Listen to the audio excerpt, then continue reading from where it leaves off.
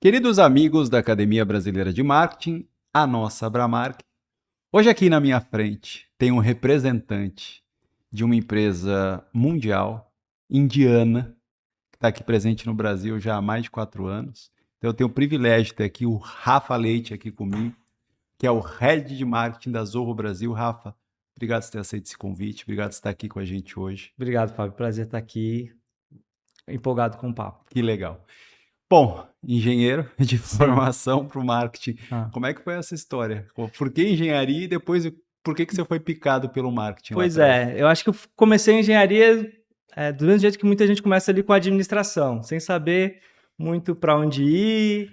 Eu era bom ali na matemática, nessas coisas de exatas, raciocínio lógico. Falava, vou por aí. Todo mundo falava na época que engenheiro forma e dá para trabalhar com muita coisa, dá para trabalhar em banco, em consultoria, no mercado financeiro, na indústria, mas ninguém falou que dava para o marketing também, né? Então já fui um pouco diferente assim. Mas já na faculdade mesmo eu sabia que não era muito minha praia, comecei para essa área de negócios, fui para uma consultoria, comecei a me aprofundar mais nessa área de negócios, e foi num momento do mercado assim que essa parte, eu não digo nem do marketing digital, mas de internet, de tecnologia, né, começou a crescer exponencialmente. Então eu falei, opa, acho que tem um potencial de mercado legal aí para entender, explorar. Foi aí que eu comecei a entrar no marketing, colocar o meu pezinho assim dentro do que eu faço hoje, né? Mas conta um pouquinho dessa trajetória das empresas por onde você Pô. passou. Na época resolvi então, vou meter a cara a tapa aqui, vou arriscar, então sair da consultoria, desse mercado mais tradicional, digamos assim, falar, vou conhecer o marketing mesmo, assim. Então, na época eu fui para a RD, que na época tinha, sei lá, 35 pessoas, 40 pessoas, todo Era mundo tudo mato. era tudo mato, saí daqui da Faria Lima para ir para Floripa numa empresa de 30 pessoas. Todo mundo achou que eu era maluco, né? Mas acho que foi uma decisão super acertada, assim, pelo momento de mercado mesmo, pela própria empresa, pelo crescimento. Acho que, né, se tinha um lugar para estar ali naquela época em relação a aprender sobre marketing e entrar nesse mercado, era ali em Floripa, no mercado de tech crescendo e na RD na época, né?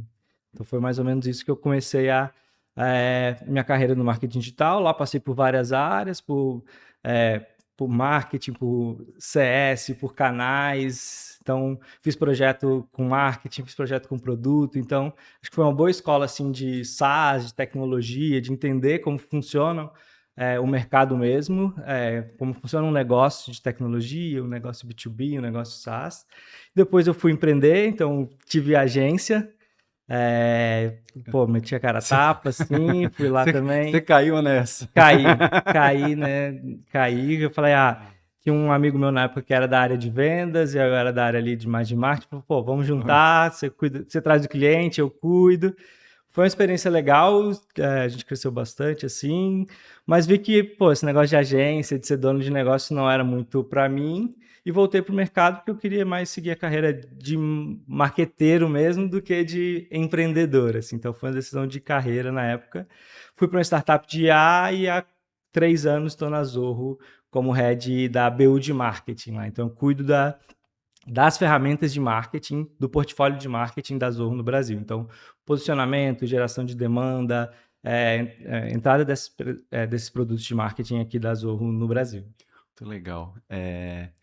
Quando apareceu essa oportunidade da Zorro, você consegue lembrar o que você tinha de percepção da Zorro naquele momento e como isso mudou depois que você entrou lá dentro? Acho que eu conhecia pouco, acho que muita gente do mercado conhece, que é pelo CRM ali, Sim.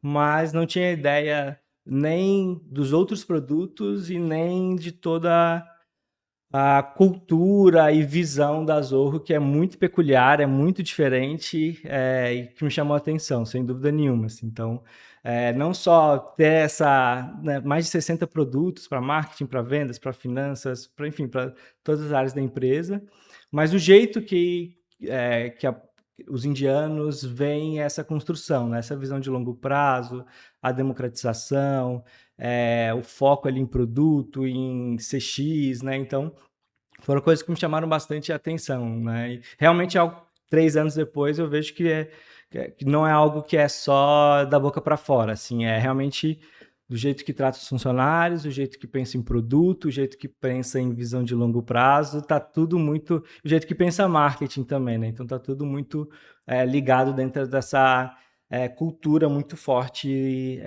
dos indianos, assim, né? Então conhecia pouco, eu diria que eu ainda conheço pouco, né? Porque é uma empresa global, são 20 mil funcionários, são 150 milhões de usuários no mundo inteiro, Meu Deus. presente em 150 países, então, todo dia entra lá, você descobre alguma coisa, tem produto novo, tem alguma mudança, tem coisa para descobrir, então, sempre uma descoberta, assim, tá lá no dia a dia, né? É muito legal, né? Porque você perguntar para as pessoas em geral, para elas associarem o país com alguma coisa, você falar Índia, eles vão falar tecnologia, Aham, porque isso é muito intrínseco, né? sim. Existe essa percepção. Você acabou de falar de uma forma diferente de fazer marketing. Como é que é essa forma? Primeiro que acho que entra muito dessa visão da Zorro mesmo, né? Então, é uma empresa que veio da área, de uma zona rural da Índia, desafiando os gigantes do Vale do Silício. Então, tudo que a gente geralmente aprende do marketing aqui no Brasil, e principalmente do marketing digital, vem dessa cultura, desse playbook do Vale do Silício, né? Do crescimento acelerado, de queimar caixa, de crescer visando a próxima rodada de investimento, o IPO, esse tipo de coisa. Isso tem um impacto no marketing, né? Em curto prazo, em uma foco excessivo em métricas, em ROI, em coisas mais efêmeras, eu diria, né? Mais de curto prazo, assim. E a Zoho, como eu falei, essa visão de longo prazo, ela se reflete também no marketing. Então, ela se reflete no jeito que a gente olha para o mercado, como a gente escolhe os produtos que a gente vai entrar no mercado, quando vai entrar, como a gente vai distribuir a verba, quais são as ações que a gente vai fazer, a expectativa em relação a resultados, a expectativa em relação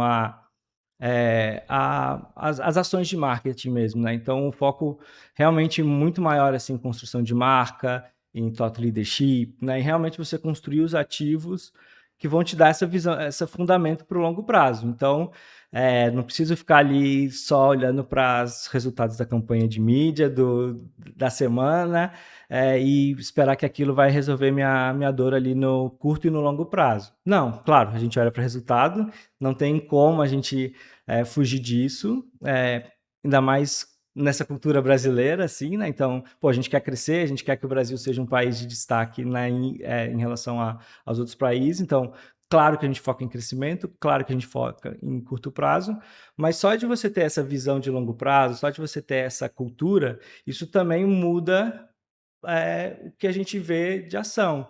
Então, a gente consegue apostar em muito mais coisas, a gente consegue ter mais liberdade para agir e pensar em coisas que não estão atreladas no resultado só daquele quarter, por exemplo, que a gente acredita que vão construir a marca no longo prazo, né? Então, isso é uma liberdade que, assim, dá inveja, eu diria, assim, em relação a outros times de marketing, sabe? A Zorro é uma coisa única, né? Porque a Com gente estava certeza. falando aqui, você tem muitos concorrentes nos fragmentos dos mercados e Ah, produtos que vocês têm. Mas no todo, não tem ninguém que não. faça exatamente todas as soluções que vocês fazem, né? Sim. Isso faz com que o marketing, de alguma forma, seja o marketing da empresa para o mercado seja uma baita oportunidade, mas também um desafio tremendo, né? Porque ninguém comunica o todo mundo comunica as partes. E você tem muitos Sim. concorrentes que ou estão lá mais tempo ou têm uma awareness mais forte do que vocês. Como é que é esse dia a dia de tornar a Zorro uma marca relevante aqui no caso no Brasil? É, é bem nesse caminho que você falou, assim, acho que tem um desafio grande que não tem como a gente falar de todos os produtos ao mesmo tempo, né? Eu acho que isso entra muito da estratégia local, assim, né? Então, no Brasil, junto com o Country Manager, quais são os produtos que o Brasil vai focar, né? Então, o Brasil tem basicamente 3 focos, assim, né? A parte de produtividade, né? Então, um pacote ali de escritório, de e-mail, esse tipo de coisa. E a parte de CX, né? Vendas e pós-vendas, e a parte de marketing, porque são 3 mercados já maduros, mercados que já têm uma demanda já existente aqui no Brasil, que os produtos já estão mais preparados para o mercado brasileiro, né? Então, tem toda essa avaliação de quais produtos a gente vai priorizar aqui no Brasil, né? E tem essa questão de nunca esquecer de falar da marca também, né? Então, tem essa construção de Zorro como marca mesmo, como empresa. E aí os produtos ficam, as BUs ali, os produtos ficam encarregados de focar no nicho específico, né? Então, mais ou menos é assim que a gente estrutura. Então, o meu foco aqui é olhar para o mercado de marketing, quais produtos que a gente vai olhar, quais produtos que a gente vai priorizar, como a gente vai no mercado, qual que vai ser o nosso foco, como eu vou distribuir essa verba. Então, tem esse desafio de fazer essa conta fechar, assim, né? Olhando para o longo prazo, olhando para essa construção, acho que tira muito dessa ansiedade de ter todas as respostas para fazer as coisas acontecerem, né? Você está construindo o que a gente acredita ali de marca, de que realmente traz esse diferencial de mercado, o resultado ele vem no longo prazo, né? Então, acho que tem um pouco dessa conta assim para fechar, sabe? Legal. Fala um pouquinho de Zorro Brasil, né? Você falou que aqui o foco de vocês são o middle market, né? Ah, Fala um pouquinho sobre isso. boa. A Zorro como empresa, né, um dos valores principais é a democratização de tecnologia, né? Como eu falei, a Zorro ela surgiu ali na zona rural da Índia, né? Então ela tem escolas próprias para formar os próprios desenvolvedores. Isso é legal. Ela abre escritórios em lugares fora de grandes centros tecnológicos, justamente para fazer, para democratizar esse acesso à tecnologia e 60 produtos também, então é um pouco dessa visão de democratização, assim. Então, a gente sempre olha para pequenas empresas, assim, né? Então, grande parte do mercado da Zorro, mas a gente também tem feito esse movimento para, enfim, ir para o upmarket, né? Para mid-market, para enterprise. E, como eu falei, acho que vai depender do produto, do país e do momento. Então, eu diria que a grande diferença da Zorro em relação a ser capaz de atender o pequeno, o médio, o grande, né, a gente foca muito em produto. Então, a gente tem a tecnologia, a gente tem o data center, a gente tem a infraestrutura, a gente tem o framework ali de programação e a gente tem o produto, né? O produto é só a ponta do iceberg ali, né? Então, quando a gente tem essa infraestrutura, a gente consegue construir e atender tanto o pequeno quanto o grande, né? Então, esse que é o movimento que a gente acredita, assim, sabe? E o Brasil é um mercado que, apesar de estar digitalizando, apesar de estar crescendo, ele já tem um mercado maduro, assim, se for comparar com outros países, né? Já tem um mercado, Sim. uma demanda já relevante, assim, para a Zorro, né? Então, por isso que a gente consegue focar tanto na pequena empresa, que, né, em produtos de entrada, mas também nesse mid-market, que também uma área aqui no Brasil que já está bem consolidada, assim, sabe? Não vou pedir para você falar dos 60 produtos que vocês têm, mas Uhum. de uma linha macro, quais são as soluções que a Zorro tem para esses empresários, para essas empresas? Pô, acho que tem 3 pilares assim para a gente pensar nos produtos.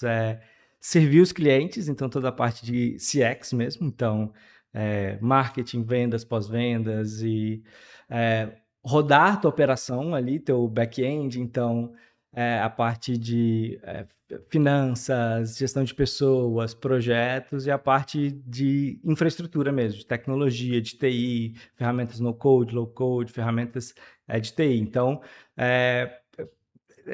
tudo que uma empresa precisa, geralmente a Zorro tem, assim, né? A Zorro, com 20 mil funcionários, no mundo, igual a gente está falando, roda todo na Zorro. Então, desde o e-mail, a ferramenta interna, ao Tudo. CRM, a ferramenta de dados.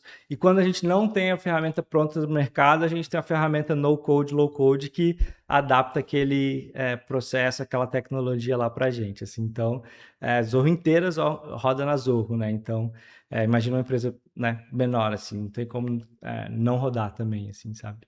É, como é que é a penetração de vocês aqui no Brasil? Como é que vocês acessam? Você falou da estrutura que é Aham. interna, que é toda de vocês comercial, mas vocês hoje estão no Brasil inteiro, e que você já tem um volume considerável de clientes aqui no Brasil? Já o Brasil é um país relevante globalmente para a Zorro, tanto em termos de volume total, assim, de clientes, quanto em termos de crescimento, assim, também, né? Então, a Zorro no Brasil, ela começou com entidade legal, digamos assim, há 6 anos, com operação própria. Antes já rodava através de parceiros, então tinha parceiros ali que faziam implementação do CRM para clientes que queriam, mas há 6 anos a gente montou uma operação aqui de marketing, vendas e pós-vendas. Então, toda essa parte que olha para o mercado, olha para o cliente, né? Ela é toda interna mesmo. Então, a gente tem um time de 150 pessoas que fica no escritório lá de Floripa. E a gente tem crescido, claro, com o time próprio, mas também fortalecido nossos programas de parceria com agências, com consultorias de implementação, consultoria de tecnologia, para capilarizar isso. Assim, né? Escritório, por enquanto, a gente só tem em Floripa, mas já temos os nossos braços espalhando aí através desses parceiros também. Legal. Fala um pouquinho de novidades, né? Nesse exato momento no roadmap de vocês, quais são os lançamentos que a gente pode falar? Boa.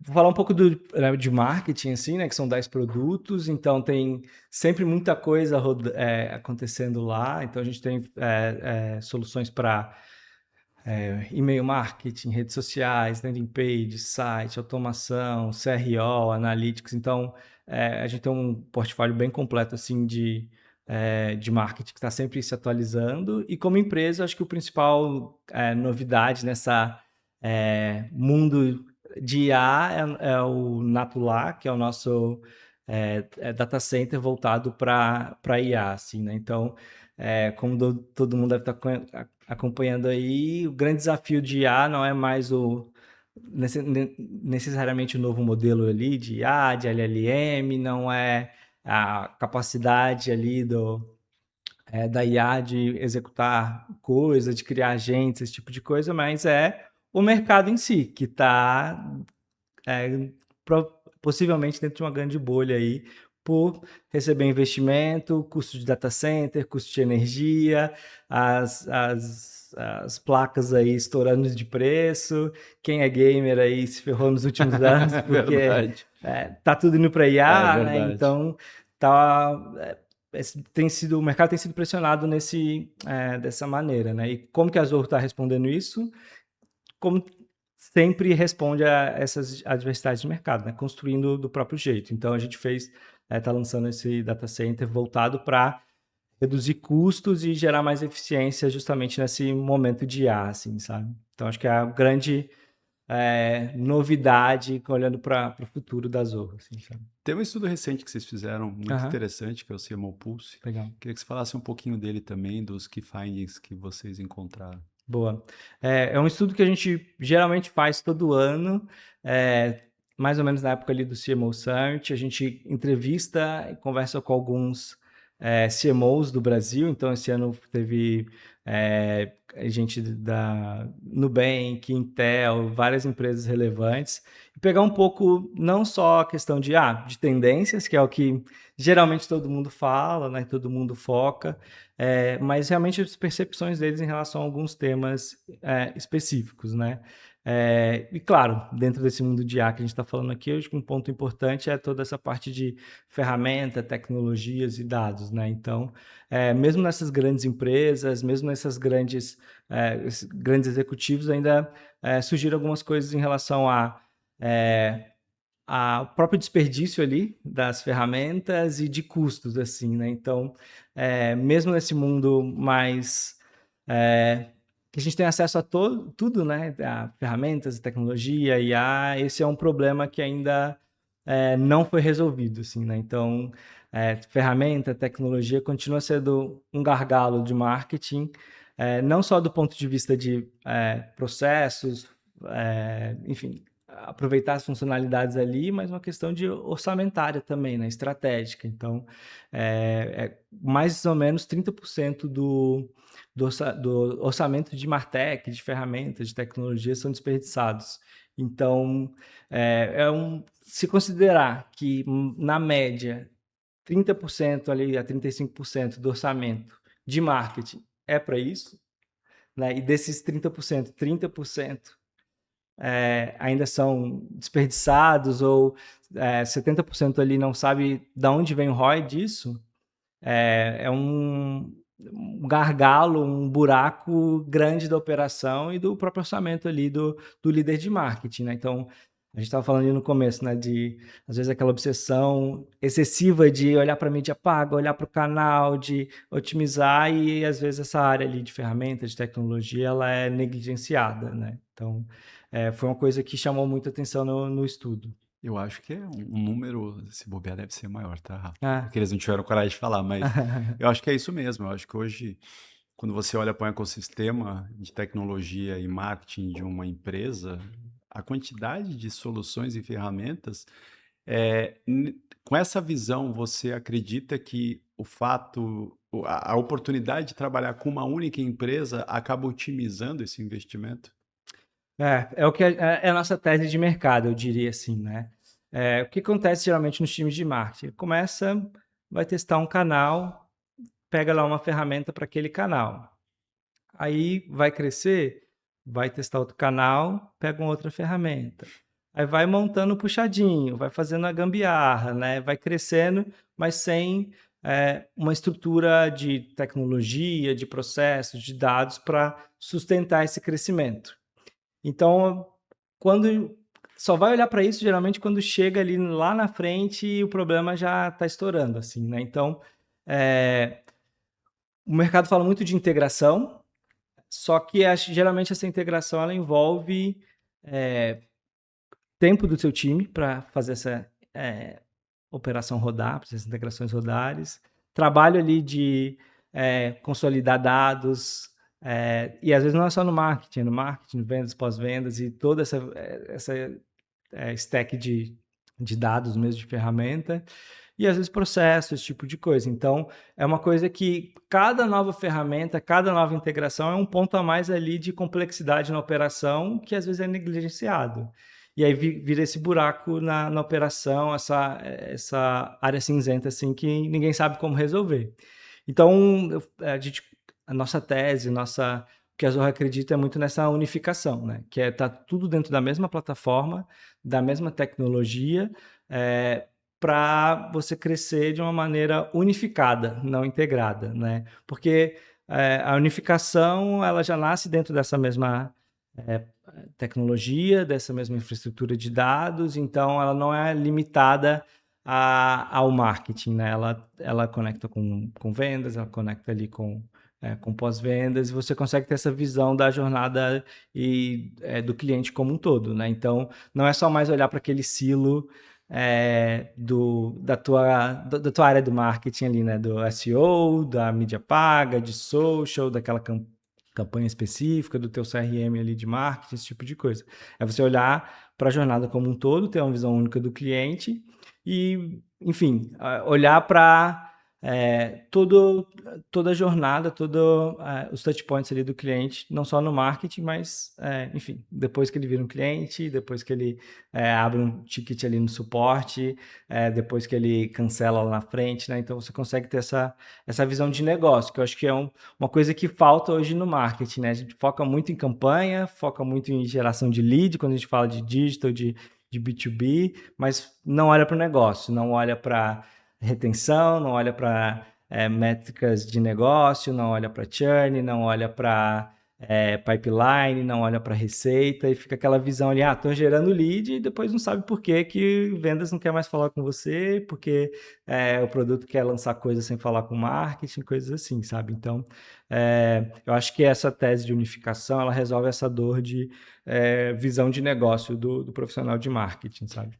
Eu acho que a gente, muito em função do que está acontecendo com as IAs, com as LLMs, a gente está começando a enxergar para esse mercado e algumas coisas começam a ficar muito evidentes, né?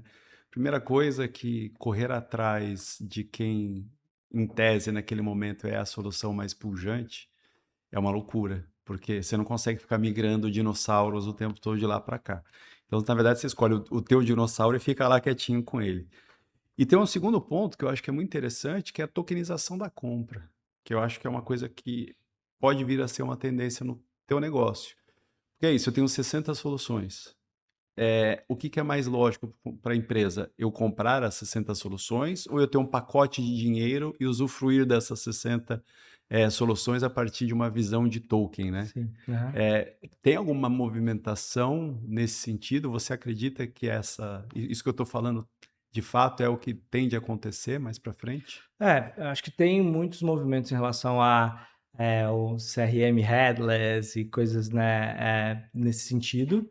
Eu acho que ainda é cedo para falar sobre isso, mas acho que tem uma tendência clara que é esse ponto de você mudar um pouco a forma como hoje a gente olha o produto SaaS, hoje a gente olha como a gente compra o produto, como a gente interage com o produto. Isso aí, sem dúvida, a IA já está mudando a forma como a gente vê essas coisas. Mas acho que tem um ponto também em relação a isso que é o contexto, né? Para IA não produzir mais um AI slop lá em relação enfim, o que você precisa ali em relação a marketing, vendas ou qualquer coisa, é você ter esse contexto do todo, né? Então, se você vai fazer uma campanha de marketing, você pode colocar um prompt ali, se ele não tem o contexto, ele vai dar uma coisa genérica, mas se ele, né, se a IA sabe o teu contexto, quem são os teus clientes, quais são os segmentos que são mais interessantes, qual que é o teu tom de voz, quais são os seus produtos e tem esses dados todos, ela vai te dar um output muito, muito melhor, assim, sabe? Então, o que a Azure aposta é muito nisso, né? Então, por isso que a gente tem essa visão de plataforma, plataforma de CRM mesmo, de dados, de onde você vai ter toda essa visão. O que vem ali em cima disso, a Zorro, como ela sempre olha para o futuro, a gente sempre vai estar, digamos assim, preparado para isso, por causa dessa visão da plataforma de dados, assim, de construir em cima a IA também. Assim. Então, o que a gente aposta principalmente, sabe? Legal. Vou aproveitar os empresários que estão nos assistindo aqui e eu vou pedir para você dizer por que Zorro. Por que Zorro, na boa? Eu acho que a grande diferença da Zorro para os nossos competidores é porque a gente tem esse foco realmente obsessivo em olhar para o longo prazo e olhar para o produto e olhar para os nossos clientes, assim, né? Então, a gente não tem investidor para responder, a gente não tem meta de acionista de quarter para bater, a gente não precisa responder nada disso, assim, né? Então, a gente é uma empresa global, lucrativa, que olha para a democratização, olha para nosso CEO já olha para a empresa daqui a 100 anos, né? Então, depois que ele morrer, ele já fala da empresa assim. Então, é, eu diria que a Zorro é para quem realmente quer construir algo escalável, sustentável e de longo prazo, né? Então, como você falou, não é o hype, não é a coisa ali que você vai, né, fazer de qualquer jeito, é uma coisa que você quer construir com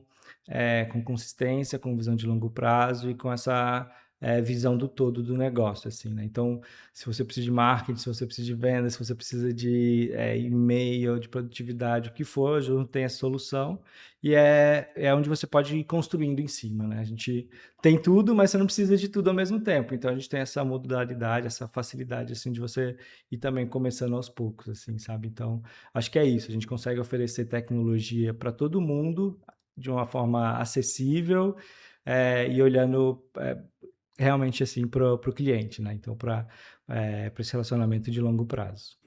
Rafa, obrigado por você ter aceito esse convite, você bater esse papo com a gente, Obrigado, Fábio. falar bastante sobre a sua trajetória, falar Legal. sobre a Zorro, Bom. que é uma marca consolidada, mas eu tenho certeza que ainda tem muito a ser Sim. expandida em termos de um portfólio absurdo que vocês têm. Indianos falando de tecnologia, o que é muito legal, né? Aqui no Brasil. Então, eu queria agradecer demais você ter aceito esse convite. Espero que a gente possa voltar a falar mais vezes. Boa, eu que agradeço o papo. Obrigado, Fábio. Legal. Valeu. E é isso, querido amigo. Você que acompanhou até aqui, agora entra lá na plataforma da Zorro, pesquisa, conheça as soluções, são incríveis. Eu realmente entendo que você vai encontrar lá alguma delas que vai atender às suas necessidades e semana que vem a gente está de volta.